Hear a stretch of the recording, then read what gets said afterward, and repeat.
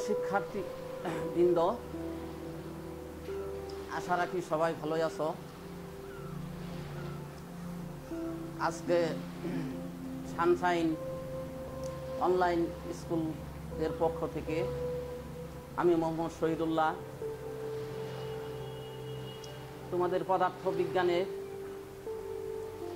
অষ্টম অধ্যায় আলোর প্রতিফলন থেকে যে বিষয়টি আলোচনা করব সেটা হলো প্রতিবিম্ব। প্রতিবিম্ব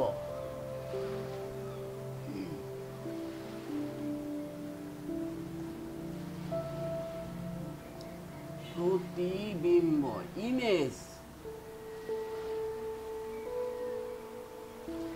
প্রতিবিম্ব বা ইমেজ। প্রথমে আমরা দেখব এই প্রতিবিম্বটা কি।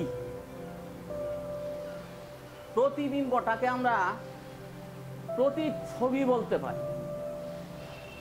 প্রতিবিম্বটাকে প্রতিচ্ছবি বলতে পারি। প্রতিচ্ছবিটা কি?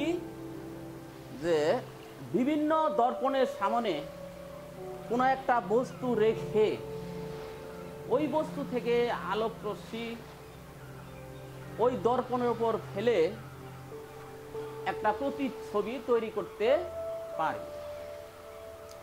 তাহলে প্রতিবিম্বটা কি? এক কথায় যদি বলি, প্রতিবিম্বটা হলো একটা প্রতিচ্ছবি যাহা কোনো বস্তু বিভিন্ন দর্পণের সামনে রেখে এই প্রতিচ্ছবিটা আমরা তৈরি করতে পারি।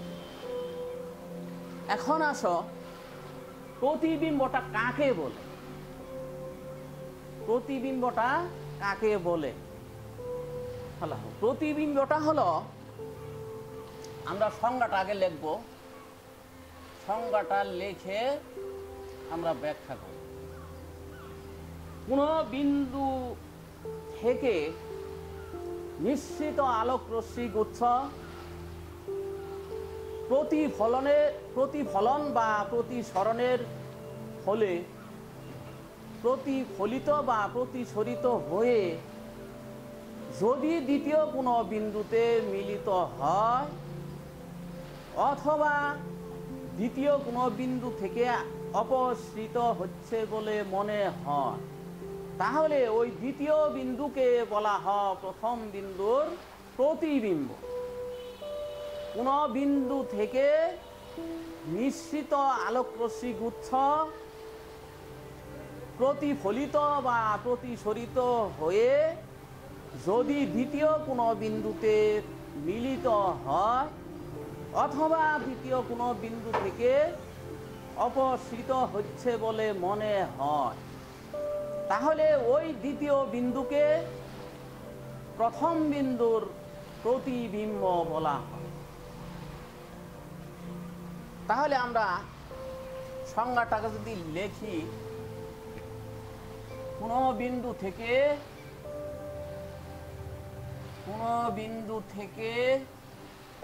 নিশ্চিত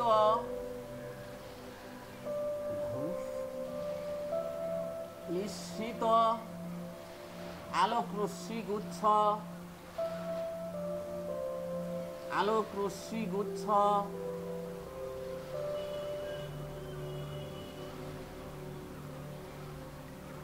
কোনো বিন্দু থেকে নিশ্চিত আলোক রশ্মি গুচ্ছ প্রতিফলিত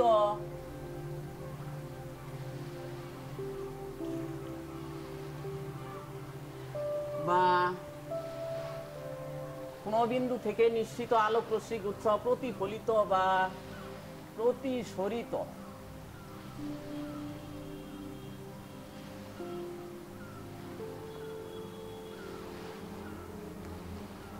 হয়ে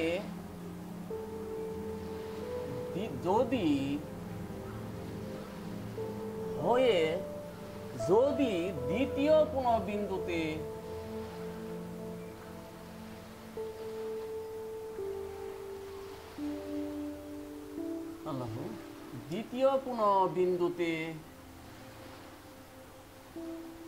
মিলিত হয়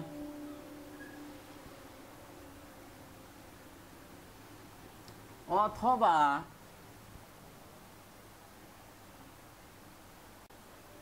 দ্বিতীয় কোনো বিন্দু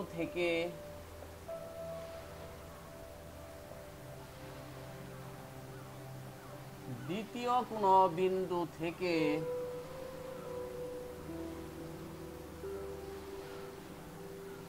অপসৃত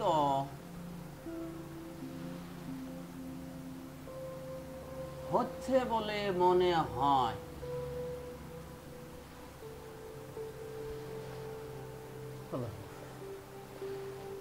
তাহলে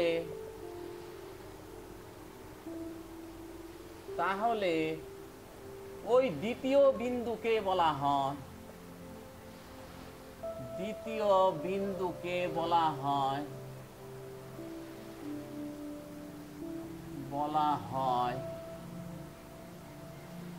প্রথম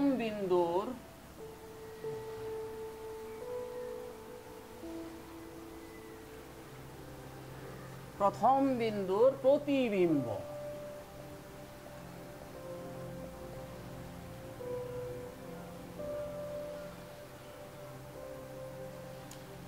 তাহলে কোনো বিন্দু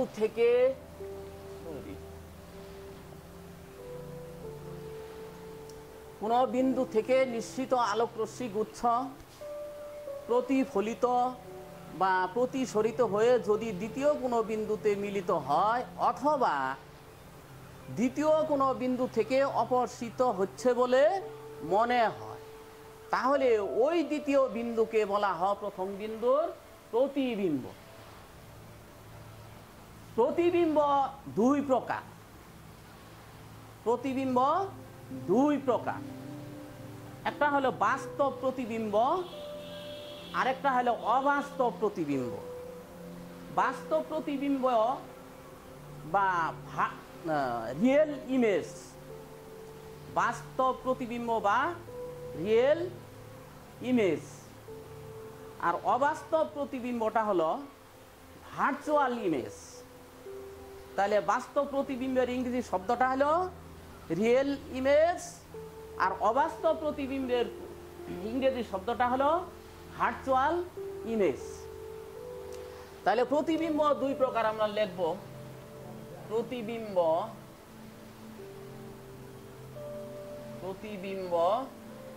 দুই প্রকার।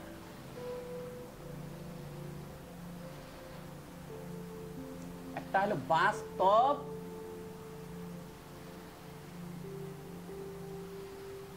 বা সদ্বিম্ব বা রিয়েল ইমেজ।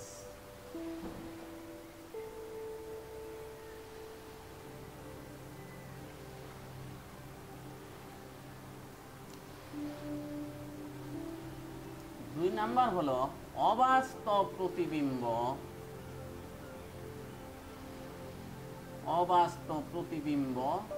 বা অসৎ,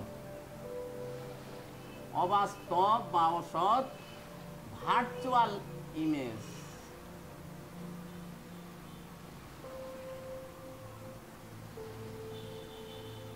আচ্ছা, এখন আমরা বিভিন্ন প্রকার দর্পণের সাহায্যে এই বাস্তব বিম্ব এবং অবাস্তব বিম্বের, বাস্তব এবং অবাস্তব বিম্ব দ্বারা সৃষ্ট প্রতিবিম্ব আমরা লক্ষ্য করব। বিভিন্ন প্রকার দর্পণের সাহায্যে বাস্তব এবং অবাস্তব সৃষ্ট প্রতিবিম্ব লক্ষ্য করব। আল্লাহ, প্রথমে আমরা সমতল দর্পণ নিয়ে সমতল দর্পণের সৃষ্ট বিম্ব নিয়ে আলোচনা করব। সমতল দর্পণ, প্লেন মিরর দর্পণ বা আয়না আমরা যেটাকে বলি, এই সমতল দর্পণের সামনে যদি ধরো তোমাদের একজন শিক্ষার্থী অথবা কোনো এক ব্যক্তি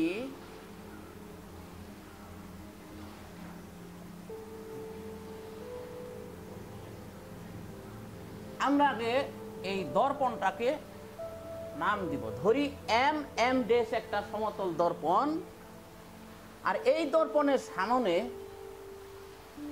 ক একজন ব্যক্তিটার নাম হলো কি ক।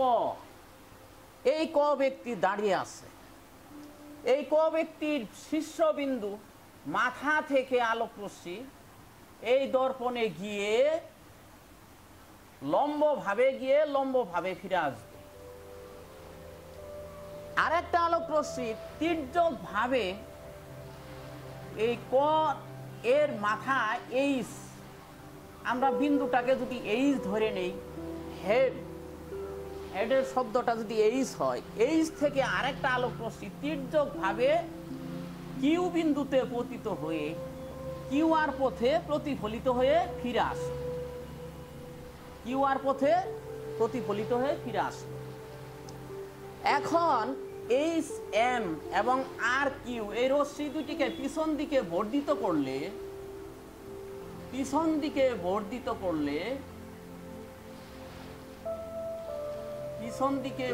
করলে এরা আই বিন্দুতে ছেদ করে।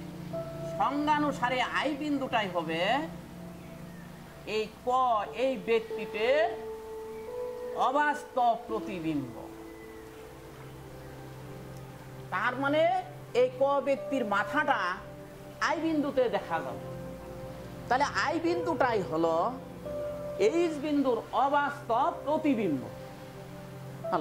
তাহলে মনে করি এম ডেশ একটা সমতল দর্পণ, কয়েক ব্যক্তি এই দর্পণের সামনে দাঁড়িয়ে আছে, এর মাথা এইচ থেকে আলোক রশ্মি লম্বভাবে গিয়ে এম বিন্দুতে আপতিত হয়ে এম এইচ পথে ফিরে আসে, আরেকটা আলোক রশ্মি তির্যকভাবে কিউ বিন্দুতে আপতিত হয়ে কিউ আর পথে ফিরে আসে।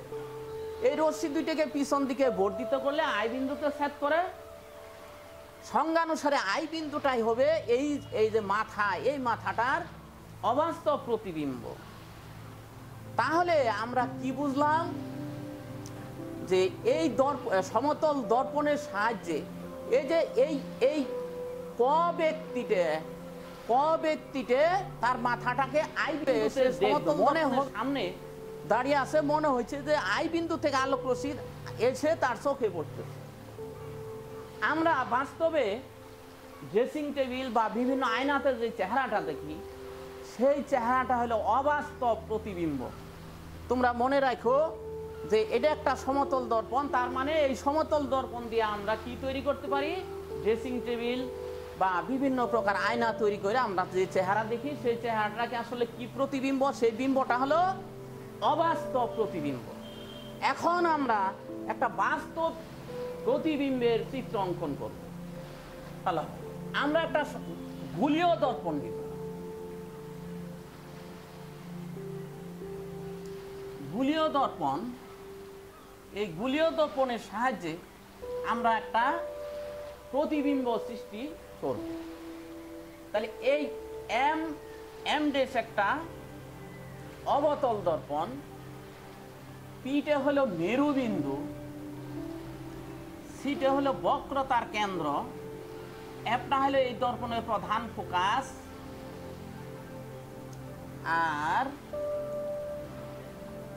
আর এস একটা প্রধান অক্ষ, আর এসটা হলো ওই দর্পণের প্রধান অক্ষ।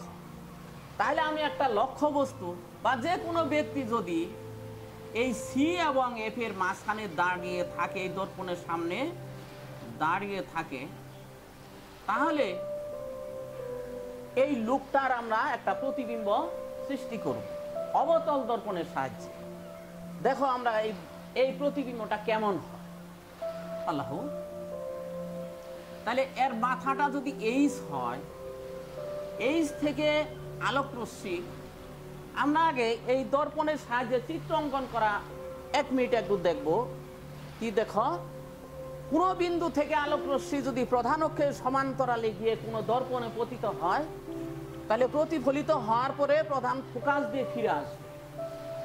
আর যদি প্রধান ফোকাস দিয়ে চলে যায়, ফোকাস দিয়ে যদি ওই দর্পণের উপর পতিত হয়, তাহলে প্রধান অক্ষের সমান্তরালে ফিরে আসবে।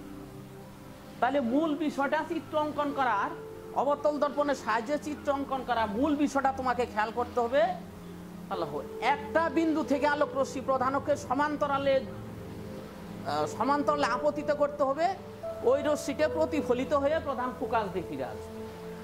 আরেকটা আলোক রশ্মি ওই বিন্দু থেকে প্রধান ফোকাস দিয়ে ওই দর্পণের উপর পতিত হতে হবে, ফেলতে হবে, এবং ওই রশ্মিটা প্রধান অক্ষের সমান্তরালে ফিরে আসবে। এই দুইটা বিষয় তোমাকে ভালোভাবে খেয়াল রাখতে হবে। তাহলে আমরা মাথা থেকে আলোক রশ্মি এই দর্পণের উপর মনে করো এম বিন্দুতে আপতিত হলো।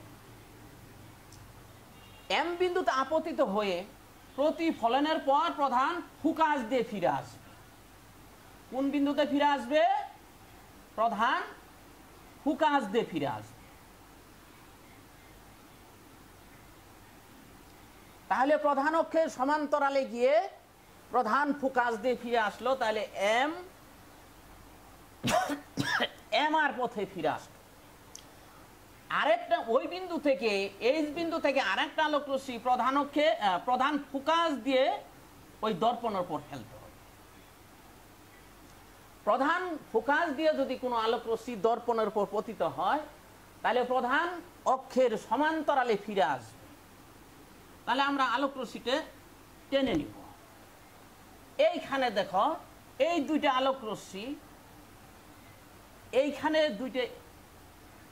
এইখানে দুইটা আলোক রশ্মি এইচ এম ড্যাশ বিন্দুতে আপতিত হয়ে এইচ বিন্দু থেকে আলোক রশ্মি এম বিন্দুতে আপতিত হয়ে এম আর কিউ পথে প্রতিফলিত হয়ে ফিরে গেল। এই দুইটা আলোক রশ্মি আই বিন্দুতে ছেদ করে। এই দুইটা আলোক রশ্মি কোন বিন্দুতে ছেদ করলো? আই বিন্দুতে। সংজ্ঞানুসারে এই আই বিন্দুটাই হবে এই ব্যক্তি বাস্তব প্রতিবিম্ব। তার মানে ওই ব্যক্তিটার মাথাটা দেখা যাবে আই বিন্দুতে,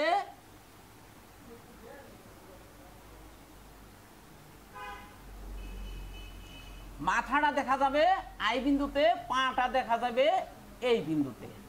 আই বি যদি বলি আমি, তাহলে বি বিন্দুতে পাটা দেখা যাবে, মাথাটা দেখা যাবে আই বিন্দুতে।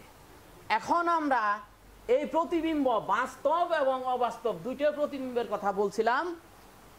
বাস্তব প্রতিবিম্বটা হলো প্রধান অক্ষের কোন বিন্দু থেকে নিশ্চিত আলোক রশ্মি গুচ্ছ প্রতিফলিত বা প্রতিফলিত দ্বিতীয় কোনো বিন্দুতে যদি মিলিত হয়, এইখানে এই অবতল দর্পণের সৃষ্ট বিম্বের ক্ষেত্রে খেয়াল করো, এই বিন্দু থেকে আলোক রশ্মি দুইটা আলোক রশ্মি দুই দিকে গিয়ে প্রকৃতপক্ষে আই বিন্দুতে মিলিত হয়েছে। তাহলে আই বিন্দুতে যে প্রতিবিম্বটা হয়েছে সেই বিম্বটা হলো বাস্তব প্রতিবিম্ব। আর সমতল দর্পণের ক্ষেত্রে সৃষ্ট প্রতিবিম্ব আই বিন্দু থেকে আলোক রশ্মি আসছে বলে মনে হয়। তাহলে আই বিন্দুটাই হবে এখানে অবাস্তব প্রতিবিম্ব। তাহলে আমরা অবতল দর্পণের সাহায্যে একটা বাস্তব প্রতিবিম্ব, অবতল দর্পণের সাহায্যে সৃষ্ট একটা বাস্তব প্রতিবিম্বের ছবি আমরা দেখব। তারপরে প্রিয় শিক্ষার্থী, আমি মনে করি তোমরা সবাই ভালোভাবে বিষয়টা বুঝতে পেরেছ। প্রথমটা হলো অবাস্তব প্রতিবিম্ব, দ্বিতীয়টা হলো বাস্তব প্রতিবিম্ব। আরেকটা এই উত্তল দর্পণের সাহায্যে আমরা অবাস্তব বিম্ব গঠন করতে পারবো। তাহলে সমতল দর্পণের সাহায্যে সৃষ্ট বিম্বটা আমরা সর্বদাই অবাস্তব বিম্ব পাবো। আর এই অবতল দর্পণের সাহায্যে এই সমতল দর্পণের সাহায্যে সৃষ্ট বিম্বটা আমরা সর্বদাই অবাস্তব বিম্ব হয়ে থাকবে। আর এই অবতল দর্পণের সাহায্যে বাস্তব বা অবাস্তব উভয় ধরনের বিম্ব আমরা গঠন করতে পারি। ধন্যবাদ প্রিয় শিক্ষার্থী বৃন্দ। তোমরা আজকে আমি সমতল এবং অবতল দর্পণের সাহায্যে কিভাবে অবাস্তব এবং বাস্তব বিম্ব সৃষ্টি করা যায় তা দেখালাম। আমরা উত্তল দর্পণ এবং অবতল দর্পণের সাহায্যেও যে অবাস্তব বিম্ব কিভাবে সৃষ্টি করা যায় আমরা আগামী ক্লাসে দেখব।